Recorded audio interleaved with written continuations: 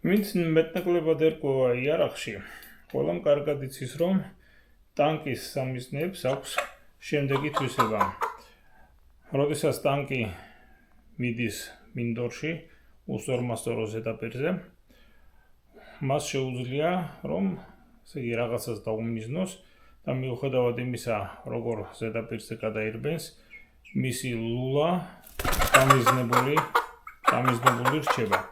აი ძალიან უცნაურია, მაგრამ ქათამსაც აქვს ესეთი თვისება, რომ როდესაც რაიმეს უყურებს დაკვირვებით, ხომ, მისი თავი და თვალები რჩება პრაქტიკულად უმოძრაოდ, როდესაც მისი სხეული მოძრაობს. შეხედეთ? აი, დაბლა დავწიე, თავი იგივე სიმაღლეზე ამოვწიე, გვერდზე გავწიე, გამოვწიე. ეხლა ეს რაღაცაზე არის მიშტერებული, ამ შემთხვევაში კამერაზე და შეხედეთ, რას აკეთებს მისი თავი. აი, პრაქტიკულად თავი არ იძურის, როდესაც იძურის კისერი. რა თქმა უნდა, ეხლა ეს კისრის სიგრძეზეც არის დამოკიდებული.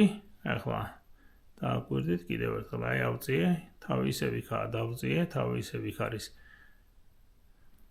აი, ქათმის ნერვული სისტემის ეს თვისება, რომელიც კისრის კუნთების შესაბამის მოძრაობას ითვალისწინებს, ძალიან საინტერესო ფენომენი გახლავთ და ვთქვათ, სხვა ფრინველებს ასეთი რამის უნარი არ გააჩნიათ, ვთქვათ, იგივე იხვებს, ესე არ შეუძლიათ. აი, დააკვირდით, თავი ერთსა და იგივე ადგილას აქვს, როდესაც მისი ტანი მოძრაობს.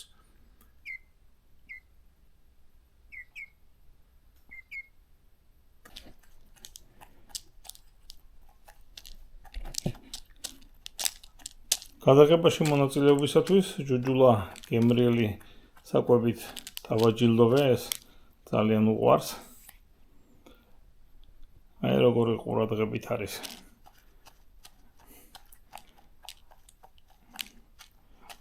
რა თქმა უნდა, მის კისერს გიროსკოპები არ უყენია, როგორც ტანკის სამიზნე სისტემას, მაგრამ ის კისრის კუნთები თავის ფუნქციას შესანიშნავად ასრულებს.